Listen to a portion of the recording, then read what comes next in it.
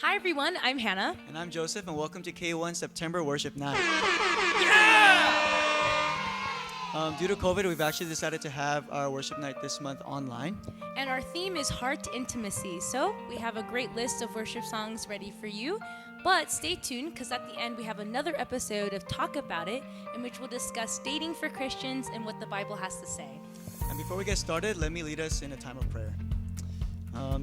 Dear Heavenly Father, I thank you so much for gathering all of us here tonight to worship you and praise your name, God. I pray that this time would be fruitful and that we really just be in your presence tonight, God. So, God, I thank you so much. And in Jesus' name I pray, amen.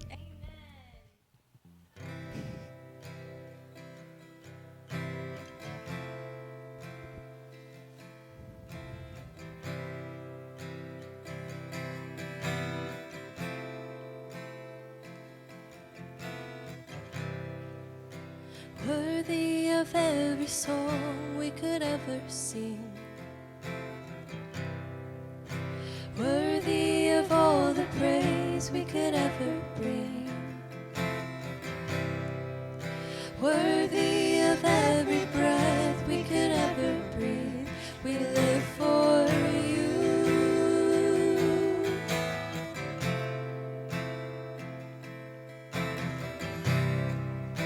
Jesus, the name above every other name. Jesus, the only one who could ever save. Worthy of every breath we could ever breathe. We live for you. Oh, we live for you. Holy, there is no one like you. There is none besides you.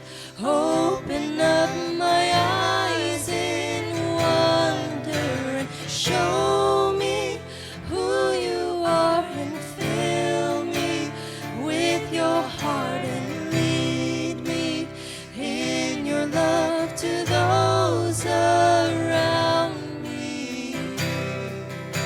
Jesus, the name above every other name.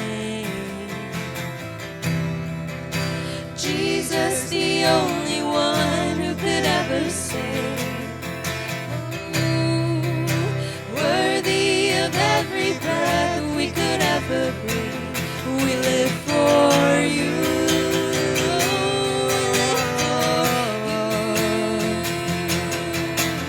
Holy, there is no one like you. There is none besides you. Open up my eyes in wonder. Show me who you are, and fill me with your heart, and lead me in your love to those around me. Holy, holy, there is no one like you. There is none besides you. Open up my eyes in wonder and show me who you are, and fill me with your heart, and lead me in your love to those around me.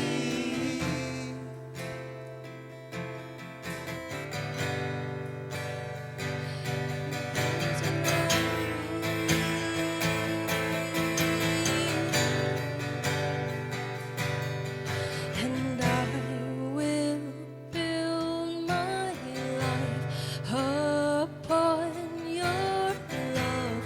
It is a firm foundation, and I will put my trust in you alone, and I will not be shaken, and I will build my life upon your love.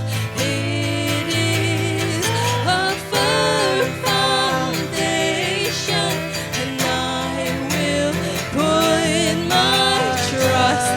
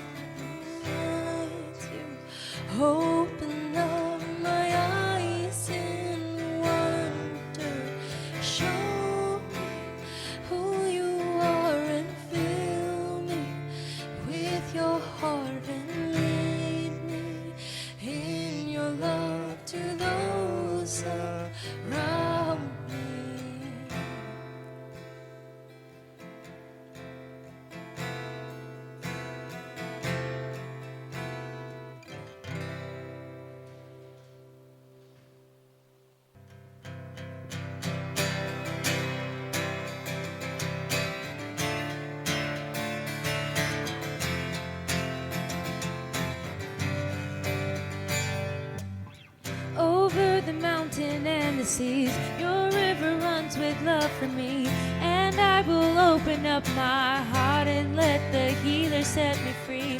I'm happy to be in the truth, and I will daily lift my hands, for I will always sing of when your love came down.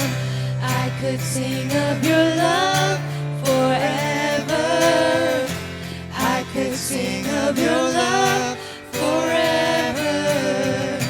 I could sing of your love forever. I could sing of your love forever.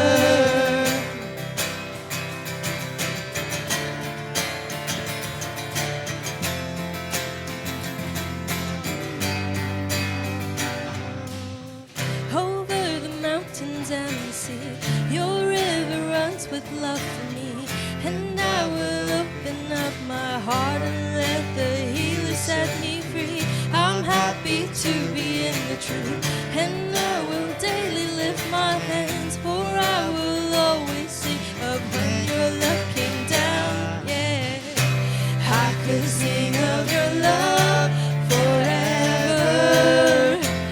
I could sing of your love forever. I could sing of your love forever. I could sing of your love forever. And oh, I feel like dancing. It's foolishness, I know, but when the world has seen the light, they will dance with joy like we're dancing now. I could sing of your love forever. I could sing of your love forever. I could sing of your love forever. I could sing of your love forever. I could sing of your love forever. I could sing of your love forever. I could sing of your love forever. I could sing of your love forever.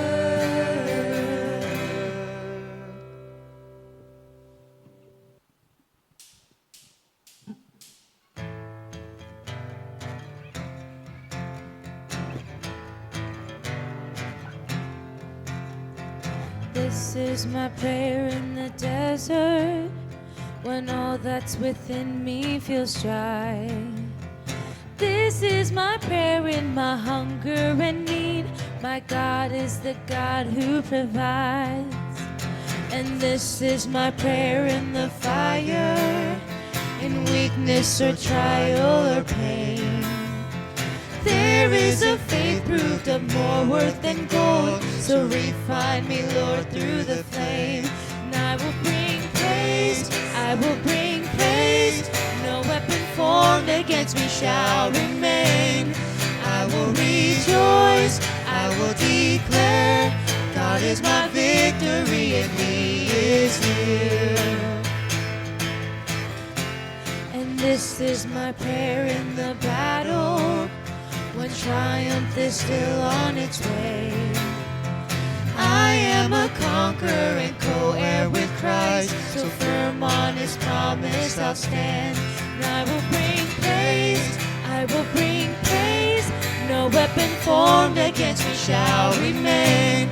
I will rejoice, I will declare, God is my victory and He is here. All of my life, in every season, you are still God. I have a reason to sing. I have a reason to worship.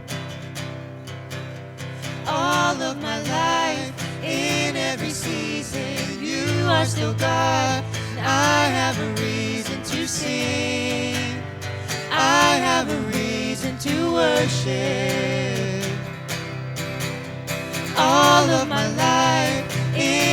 season, you are still God. I have a reason to sing.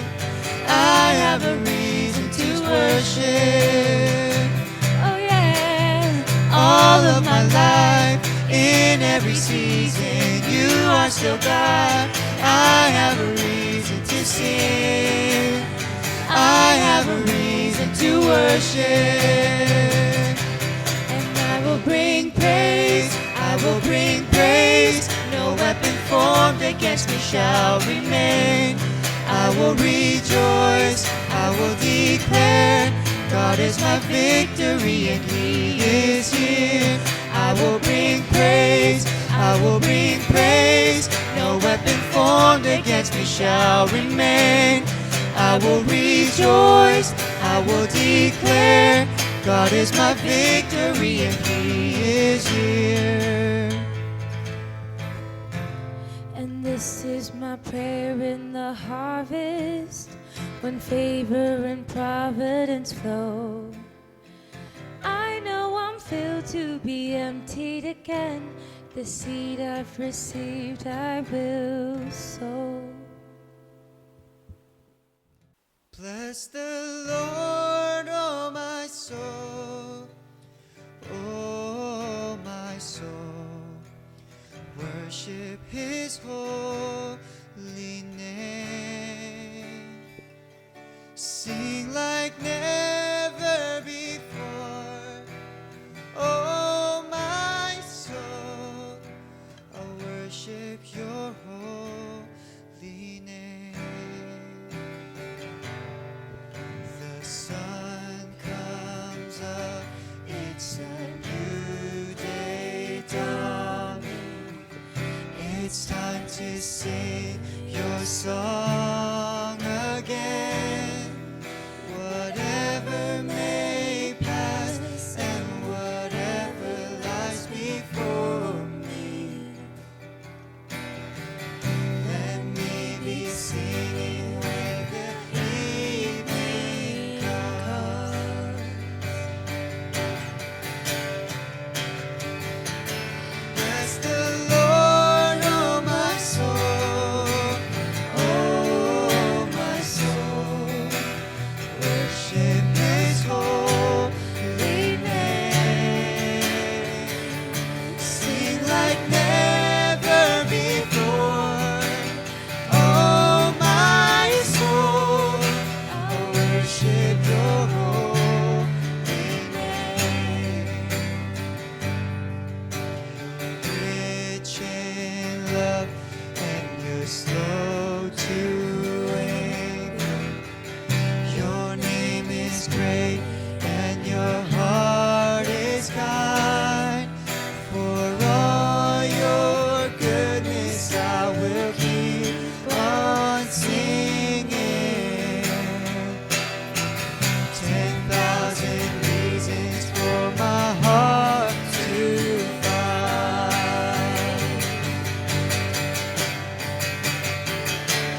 Bless the Lord, oh my soul, oh my soul.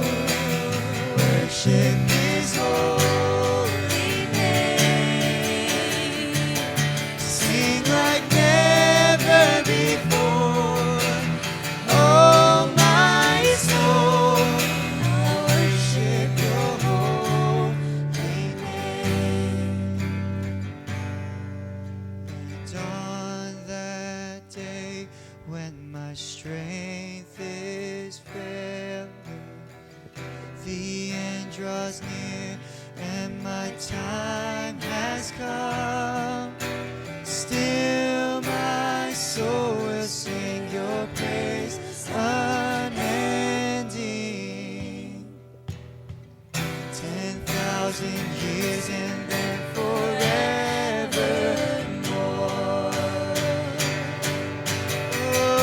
Oh, bless the Lord, oh my soul, oh my soul. I worship His holy name. Sing like never before, oh my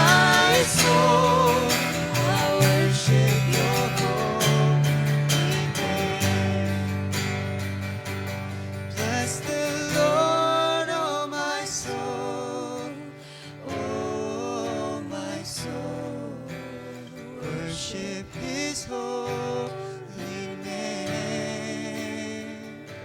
Sing like never before. Oh, my soul, I worship your holy name. Yes, I worship your holy name. Lord, I worship your holy name.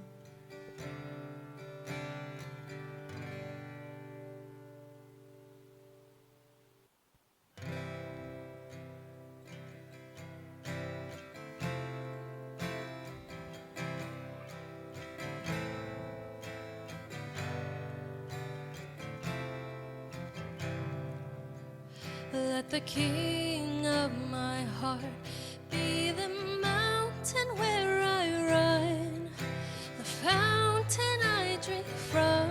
Oh, He is my song. Let the King of my heart be the shadow where I hide, the ransom for my life. Oh, He is my song. 'Cause you are good, you're good. Oh, you are good, you're good. Oh, you are good, you're good. Oh, you are good, you're good. Oh, and let the King of my heart be the wind inside my sails, the anchor in the waves. Oh, He is my song. And let the King of my heart be the fire inside my veins, the echo of my days. Oh, He is my song. 'Cause you are good, you're good, you're good. Oh,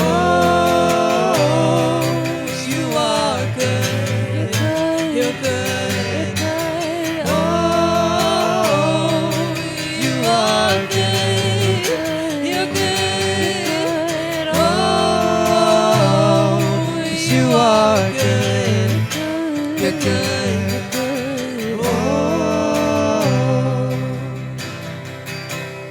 You're never gonna let me down. You're never gonna let me down. You're never gonna let me down. You're never gonna let me down. You're never gonna let me down. You're never gonna let me down. You're never gonna let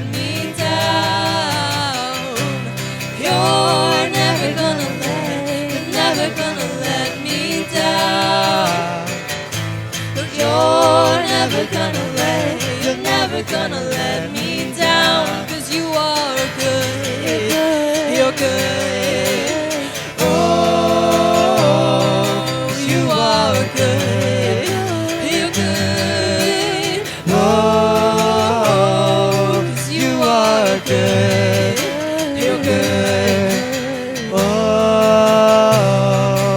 you are good, you're good. Oh,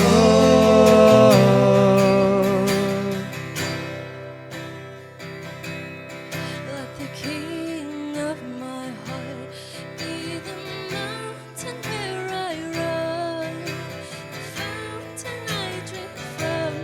Oh, He is my soul. Let the King of my heart be the shadow where I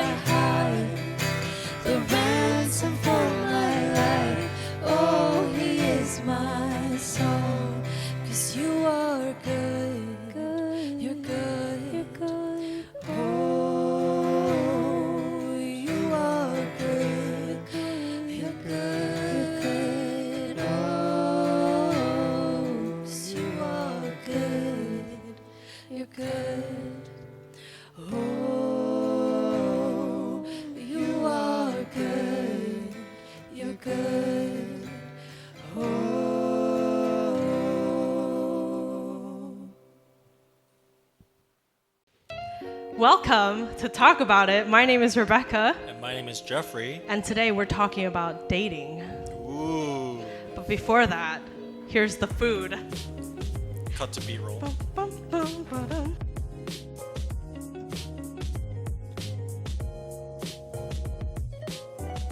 Okay, we can start. So dating, we don't hear much about that in the church. No, we don't. Not enough of it. Yeah, so that's why we're super excited to bring it to talk about it and talk about dating. Woo. Okay, so we're both married, not to each other. We'll have our respective spouse Thank on the God. screen somewhere. On the screen. Yes, I've been married about a month now. And I've been married for a little bit over a year. Yeah, Yeah. congratulations. Thank you. What about me? Congratulate me. You're welcome. Okay, whatever. Anyways. Okay, so while we were thinking about how to approach this, we thought it would be a good idea actually to go into what, I guess, how the world and even Christians see dating. Because dating is there's such a wide definition to what dating could mean, right? Yeah. Yeah, like it could mean, just hooking up, right? One night stand. Right. Sure, that, dates lead up to Yeah, that sometimes. Let's be real here. Right. Or people who are serious, looking for a spouse. And so because it's so wide, we've decided to talk about Christians looking for spouses. So Yeah. if you're not looking for a spouse right now, Click away. no, don't click away. If you're intending to look for a spouse in the future, keep it up here. Yes. But anyways, so dating in the world. What does dating in the world look like now, Jeffrey? We're Yeah. also gonna eat while we do this. So, at least in my perspective and what I've seen and observed, honestly, you can't even split dating into quote unquote biblical and secular. Because even in the quote secular dating world, there's really so many different varieties, right? We have people who are kind of just in it for like just test driving, so to speak. Testing different people, seeing who's compatible with them and who they might see as a possible spouse in the future. I think we also see a lot of people kind of going into it looking at physical, emotional, and even mental compatibilities, right? Right. So test driving is, I guess, an explanation that is given often when, Definitely. like they're like, you want to try it out. You want to try the waters, right? And also we hear that it's fun. People do it Right. for the fun of it, right? That's not necessarily a bad thing, but it could lead to a lot of maybe some bad decisions. We don't know. I mean, we do know. We know what we know.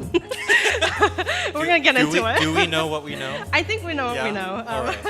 Yeah, I mean, but even on the fun aspect, meeting lots of people, you can also end up gathering a lot of new experiences, and that can mean a whole lot of things. But there is a certain appeal, I think, right, when it comes to someone who has quote unquote a lot of experience. Or that's how the world sees it. The world values gaining experience. There's a value in having knowledge, like we're talking about. There's a Casanova type who's been around, and right. There's something about having attention, making you look valuable, more valuable, measuring your worth based on attention, right?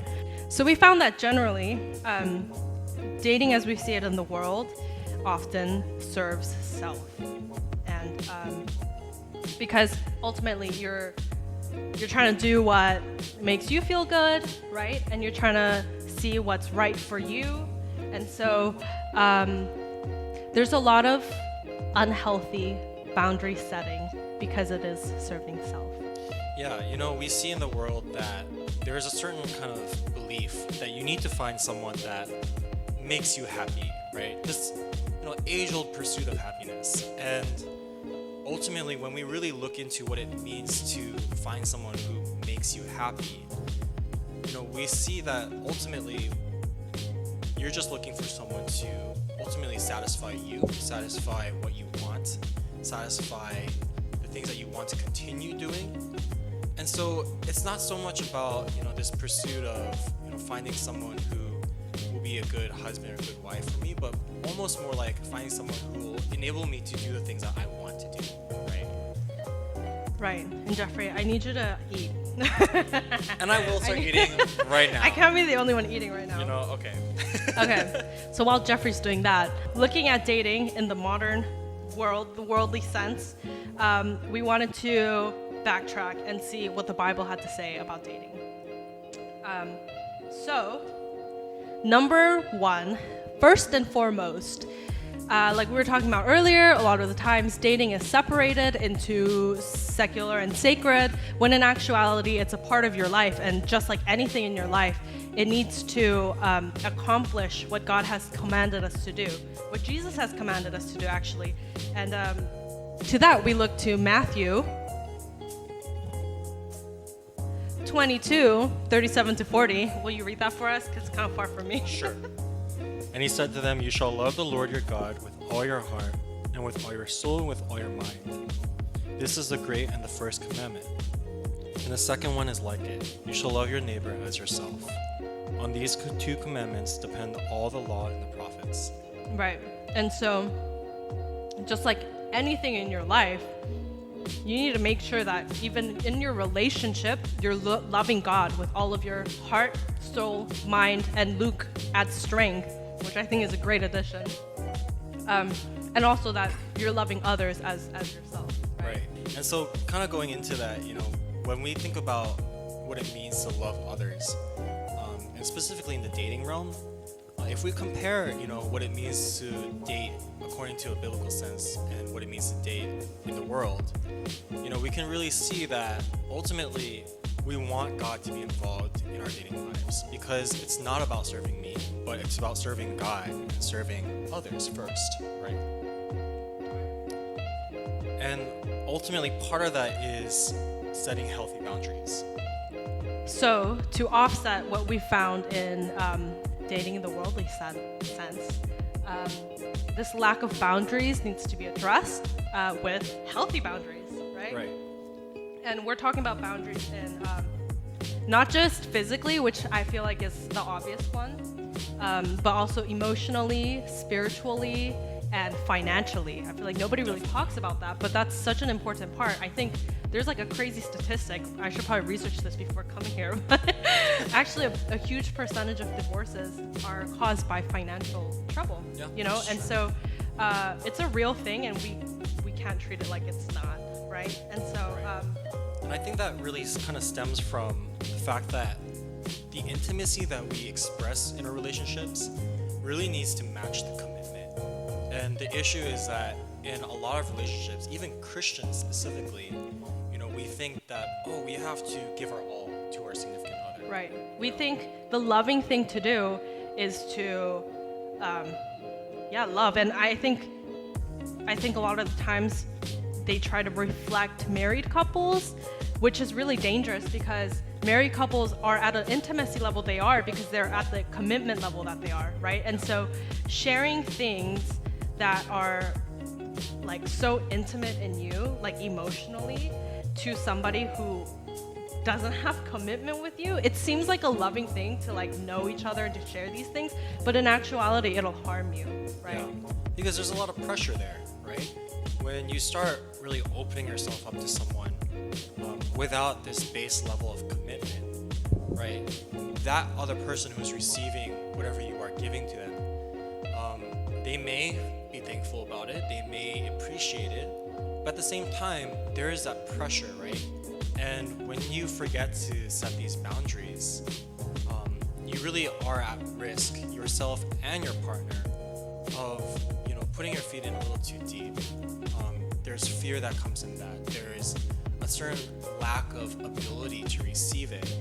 And so what happens is that typically, we leave our hearts unguarded, right? And there's so many possibilities when that happens. Right, and so a great verse talking about that is Proverbs 4:23. 23, right? Yeah. Keep your heart with all vigilance, for from it flow the springs of life. Like, that's how the Bible just straight up puts it. Like, keep your heart because from it flows the springs of life. Like your heart is a really important thing, and you shouldn't just be opening it up and attaching it to whoever and whatever just because you think it's a loving thing. In actuality, you're not loving yourself or the other person, right? And so talking about healthy boundaries, we wanted to share as practical as we could put it, how to date, defining the steps. And disclaimer, we both come from more of a Western culture. There's no one way to date somebody, but this is just what we've experienced and what's going on, what we've observed going on in America, and so that's where we're coming from. But step 1. Ready yourself. This seems probably a little bit more like common sense to some people, but honestly, sometimes we really forget to do this. And what I mean when I say ready yourself, we need to understand that when we enter a relationship, it's almost like applying for a job, right? You have to have the qualifications and the ability to fulfill this job correctly. And if we take a step back and look at ourselves, and not just look at ourselves from our own points of view, but from the community around us, we may be lacking, and we may find ourselves not actually ready to enter a relationship. Right, like basically, if you yourself are not mature to a certain extent, the question should not be, how do I date? The question should be, how do I get myself to the place to date, right? And so that's step 1. You have no business dating if Jesus ain't in your heart. Ooh, sorry to put it so bluntly, but right, as a Christian, right? And so, step 1. Step 2, get to know a lot of people and make friends. And I think this is where there's a lot of confusion, because I think with good intention, a lot of advice towards meeting people is to enter it with good intentions, enter it with marriage in mind, and oftentimes what I've seen is that people almost like commit themselves to this other person, being like, oh, I'm going in with marriage, and so, you know, you like form a bond that's like way too intense, right? Yeah. For dating. And so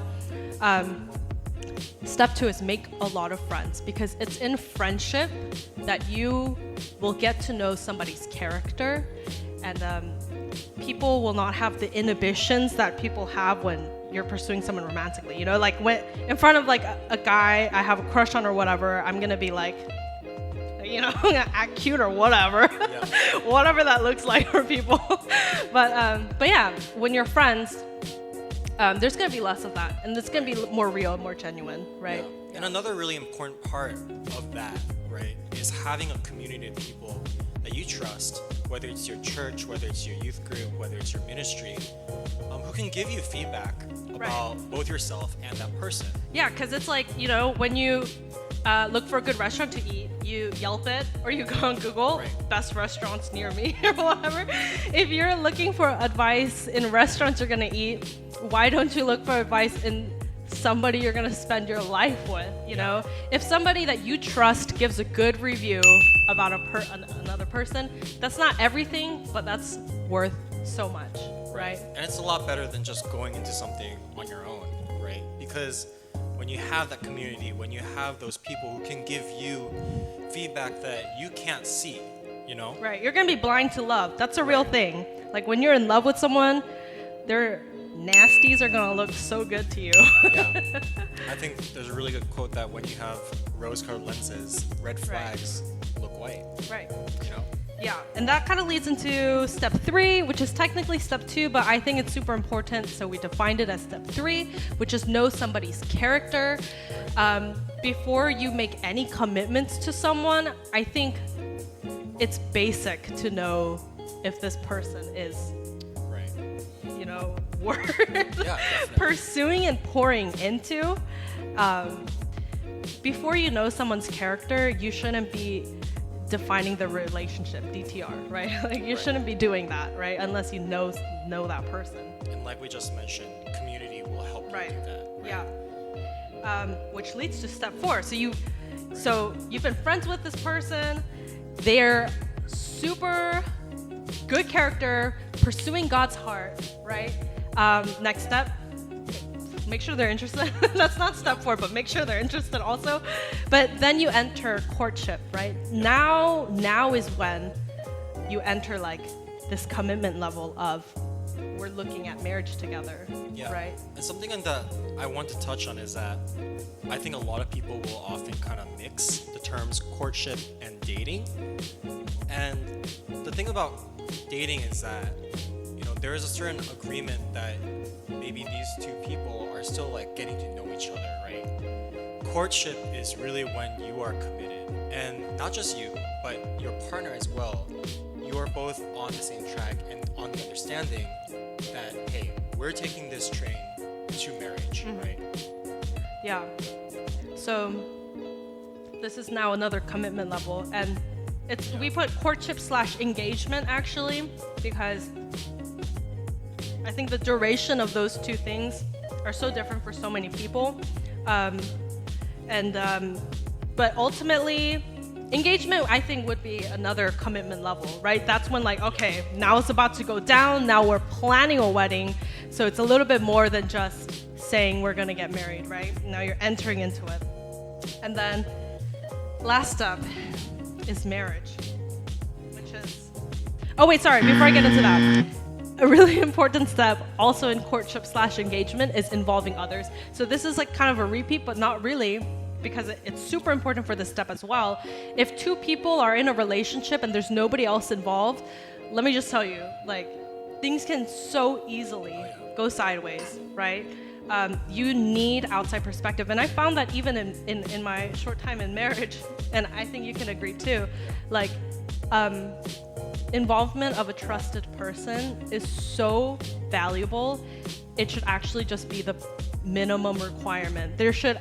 You should have a mentor for yourself, but also for your relationship. And the more the better, right? Exactly. More the merrier. Yeah, more the merrier. All the way. But yeah.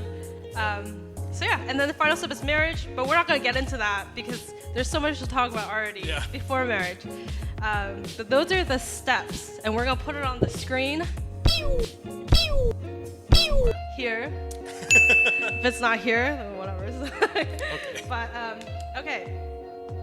Those are our steps. Now we're going to get into our recommendations. Yeah, and so, you know, personally, what I've experienced is that, you know, we kind of went through this whole step process. And really, we just did this because we want to simplify it as much as we can so that it's easier for you guys to grasp.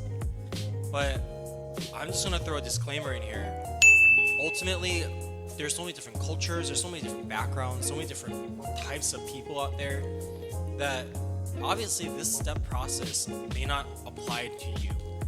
But I think something that I've witnessed and that I have definitely experienced at least is that ultimately being faithful to what God calls you to do and to where God calls you to be really is, I think, the simplest way to finding yourself in a relationship that is healthy with another person. Right. Being obedient to God.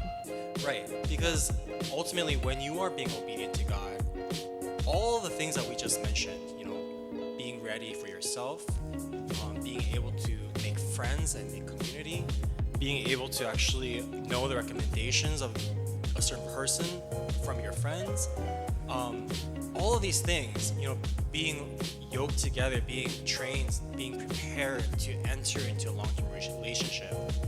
This all happens whether we want it to or not when we obey and follow God faithfully. You know? Right. Yeah, that's a really good recommendation, Jeffrey. And I think anything in life, again, not just relationships, but every single thing in life, if you're obedient to God, you're not going to take false steps. You know, you're not going to need any other advice, technically speaking. You just need to be obedient. So my recommendation, there is a resource. They are a company, organization, something like that, called Moral Revolutions. And they're super amazing because they really talk about topics that, again, the church doesn't really address. So they talk about anything that has to do with dating, relationships, sexuality, like all of that stuff. They cover so many topics. And so I really recommend, if you're struggling with anything that has to do with sexuality, you are not alone. That's like Far from it. a lot, most people on this planet, I would say, because God created us as sexual beings. And so I would recommend you checking them out and see what maybe another member of the body of Christ has to say about that, right? And lastly, my recommendation is see if your love matches up with 1 Corinthians 13, 4 to 13. And we're just gonna have it up, we don't need to read it, but if your love is not patient, if your love struggles with arrogance, if your love is irritable, which I struggle with oftentimes, I can be caught a little irritable. Really? Yeah, I know you're shocked. I can't believe it. But I know I'm not perfect. But yeah, match your love up with all of these, see if it fits, and if it doesn't, then you know something's up. You know what I'm saying? Yeah. So, yeah, we had such a short amount of time to cover such a broad topic. We sure did. Yeah, and this was like super basic. Like, ooh, we actually struggled with trying to figure out what to fit, but this is our basic take on dating before marriage, finding a spouse for Christians. That's the topic name. And if we may add, like, if you have any questions about dating, I would always say it's better to talk to someone about it than to just keep it to yourself. You know, there are people who are always able, ready, mentors around you in your community who are willing and ready to talk to you about these kinds of things. Right, and may I just put it out there, we're here for you. If you are struggling with anything like that, or if you just have questions, like, I know for me, I would love to talk to you. Like, I would absolutely love it. So if you're not connected with us, then send us a DM on our K1 Instagram, or however way you can find us. Just text or call or whatever, or stop us on the street. Anyways, okay. Thank you for joining us. Wait, let's have a celebratory ASMR bite. This is kind of soggy, but let's try get a good crunch. Does it have to be like, oh, okay. Yeah. Like a crunchy one? Yeah. I'm gonna do this. I'm gonna go crazy. This might be a little soggy though. Are you ready for this? Why would you get this soggy one? I don't know. Okay, are you This is ready? fire. Ready?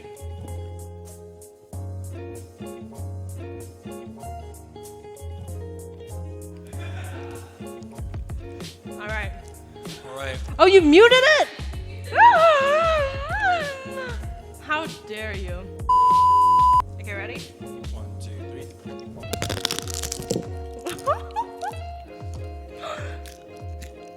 3.